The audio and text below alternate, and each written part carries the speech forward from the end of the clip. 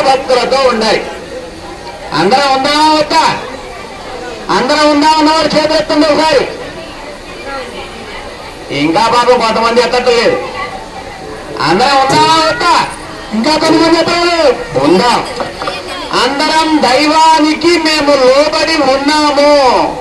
మీ కళ్యాణాన్ని జరిపించడం మా అదృష్ట బలము. ఆయన ఎక్కడున్నాడు? ఎక్కడ పుట్టాడు? అయోధ్యలో ఎక్కడో పుట్టాడు. పుట్టి ఎక్కడ దాకా నడిచాడు? భూమండలం ఎక్కడ రాకుంటే అంతా నడిచాడు.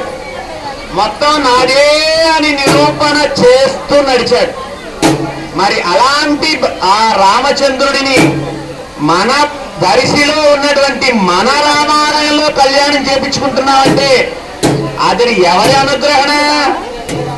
మన అందరి అనుగ్రహణ కదా. మరి ఆ అనుగ్రహణ వరం ఇచ్చింది ఎవరు? ఆయన ఇచ్చాడు. మరి ఆయన కళ్యాణం జరిపేటప్పుడు మనం ఎలా ఉండాలి?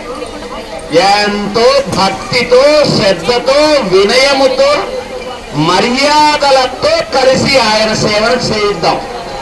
చేద్దామా? జై శ్రీరామ్. ఈ ప్రాంగణంలో ఉన్నంత వరకు మనము భగవంతుడి నామాన్ని తప్ప రెండవది పలకకూడదు.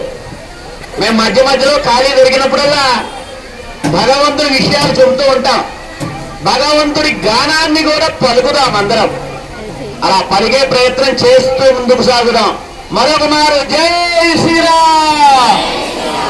సీతారామ లక్ష్మణ హనుమ సమేత శ్రీరామచంద్ర భగవానికి మా తల్లి సీతమ్మకు రామచంద్ర భగవానికి